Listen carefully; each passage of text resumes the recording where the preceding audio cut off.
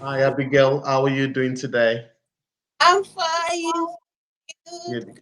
Okay. So, Abigail, introduce yourself. Where are you from? Yeah, my name is normally everybody call me Essie, and that's what I love to be called anyway. I'm from Nigeria, but I'm currently in the UK. So Okay. And how long have you been in the UK? let's say 8 months. I came in October last year. Okay, that's really good. And how was the transition from Nigeria to UK? How was that? Wow.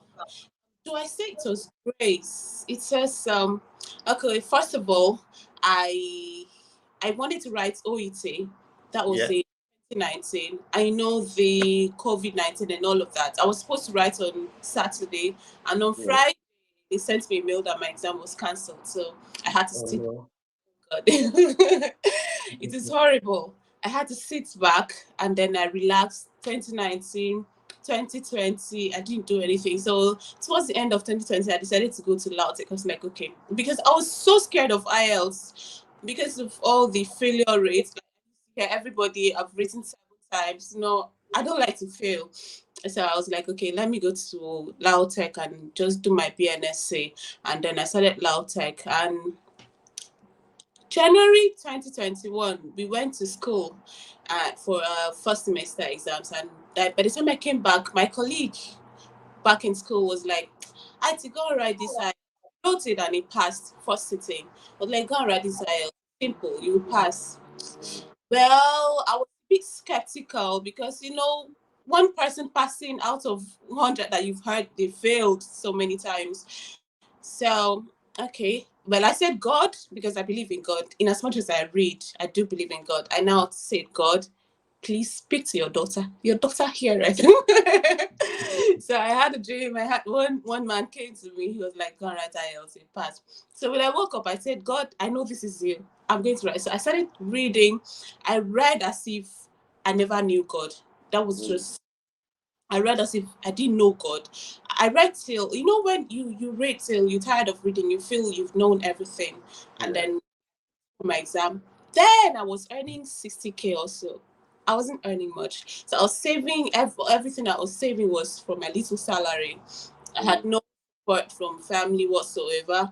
And, you know, during April, I think I wrote my IELTS in April, and I so believed in God. I wrote the exams, I went for the speaking, and it was fine. I followed some tutors, E2 language, IELTS list, I read like my life depended on it. Anyway, my life depended on it at that point. And then I passed. I wrote the exam. I came back. I had two dreams. Normally, back in school, I used to dream about my results anyway. So I had two dreams. The first dream, I failed. I failed speaking and listening. And I had one man come to my dream, and then he arranged my results and all of that. And then I woke up, I prayed seriously. Like, when a child is looking for something from the father, and the child is like, Dad, I'm not letting you go until you give me this thing. That was what happened. So I read like I had no God. I prayed like I hadn't read at all. And then when my results came out, I passed, and it was just like it happened. I was very happy. Good. The day I wanted to check my results, I was on night shift. I couldn't even rest at all. I wasn't busy, but I could not rest. And I logged in the first time. They said I couldn't because maybe I didn't log in well or my results wasn't ready. I said, okay, no problem, let me get home. You can imagine the palpitation. It was like, Mike, it was as if my heart was going to pop out. Oh, I got home. I sat on my bed. I didn't even remove my uniform. I sat and I held my phone. I was checking. God, I saw 5, 7.0. I didn't say speaking and listening. Like, God, my result is not complete. I dropped my phone. I carried it. I checked back. I passed. Oh, Oh, wow. That's the first time as well. That's really good. first time. Good. I Wow. and I just screamed. I fell to the ground and I shouted. My roommate was there. He was like, roommate, what's wrong? What's wrong? And I was like, roommate, I'm sorry. I'm sorry. I'm sorry. I was Wow. sick. And that was it for the IELTS. At least that one had passed for Yeah. sitting. I passed. Ah, God. That's really. And what about the OSCE exams? How did you find those ones? Did you do it here or in Nigeria? I did it here. I did IELTS and CBT in Nigeria. Like everything went smoothly. You know, I did IELTS in April. I got my verification in May. I wrote Yeah. CBT in June, and then I Mhm. got my I think COS in July. Yes, Yeah.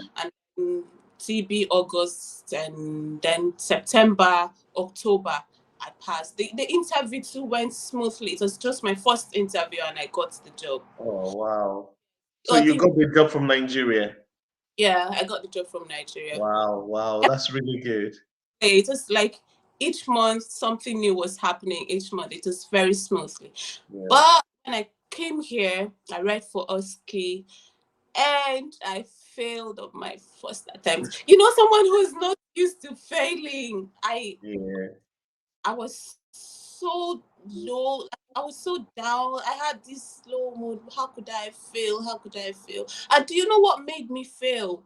You Yeah. know, for assessment, I didn't write the date and the year and the time. That was why I failed assessment. Oh, wow. Yes. I know that the OSCE exams are ones that people really struggle with. Yeah. Yes. That was why I failed for assessment. And I failed another skill. Yes, administration of inhaled medications. I Okay. failed to depress the canister of the inhaler. That was why I failed. I Wow.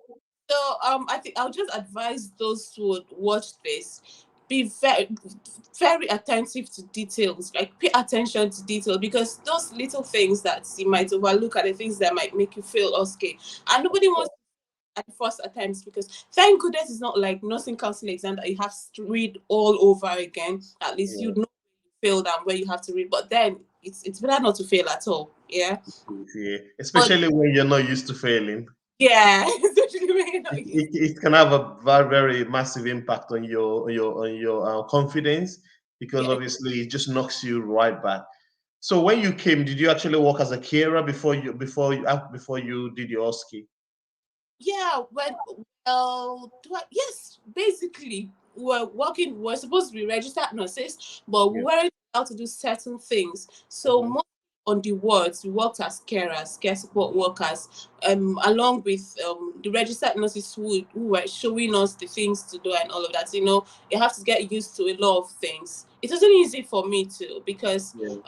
when I came here, where I was posted to geriatric care, I wasn't used to. I worked in mostly in the theaters back in Nigeria. I was scrubbing and gynae clinic. You know, there's really nothing so much to do there. So when I came, it was geriatric care, and that was, I think, my first month of working alone, not supernumerary. I had a panic attack. Yeah. It can be very overwhelming. It was crazy for me, but I think I've adapted well so far. Yes, I've adapted well, because a lot of stress I passed through now, I'll just sit back and look. Imagine if it happened when I just came. Maybe I would have Yeah. just finished work. Yeah, but it wasn't so difficult because I had a lot of support at work. Even during before OSCE too, I had for the lecturers, they really tried. We had intensive OSCE training before OSCE, so it was not so difficult. It's just transitioning to from gynae clinic and theaters to geriatric care, where you providing all care. Yeah, Yeah. Yeah. yeah, that's where it is And I quite. think that's the good thing about moving around as well and having that diverse experience. I think that's very good. I mean, for you now, you can work as a scrub nurse. You can work in all sort of areas, and that's the good thing about nursing in the UK. Yeah. Tell us a bit more about what you do on day-to-day basis, and what are the pros and cons of your current role. Right. So what I do, I administer medications, wound dressing, and sometimes you provide personal care as well. You know, it's not. It's sometimes you have to support your carer, because most times you may be attached to a carer who is new to the job, and you basically have to show the carer everything to do. You document the fluid chart, make sure the chart is balanced, the patient is having adequate fluid. In a case of those who can't have enough fluid in a day. You can meet the doctor. Okay, this person is not having enough fluid. Maybe subcuts if the person cannot keep, they can't let in, or IV. You feed the patient as well when it's time for feeding. And generally, you just liaise with the MDT, multidisciplinary team, to Yeah, make sure that the patient is fine. So it's just general nursing care, that's actually. really good. That's Yeah, really good. they can do bloods as well, catheterize your bladder, Yeah, scan if the person is not passing urine adequately, yeah, give a bladder washout if there's a catheter and maybe the catheter is bypassing, or you notice hematuria, you give a bladder washout, all of those things. But you have to pay attention to details, and you're nursing the whole patient, the yeah. patient as a whole. You're not just going there to do, like, you're not saying, okay, this is what I'm supposed to do as a nurse, and that's it. Yeah. You're providing that holistic all-round care for the patient. That's really, really good. Really good. So tell us about where you live now, and what are some of the cost of living of where you live? What part of the UK do you live I live in the trenches. in? Welcome to the UK then. Okay, so I live in the West Midlands, also very close to Birmingham. I think it's like 20 minutes, 20 Yeah, to 30 from Birmingham and Wolverhampton, respectively.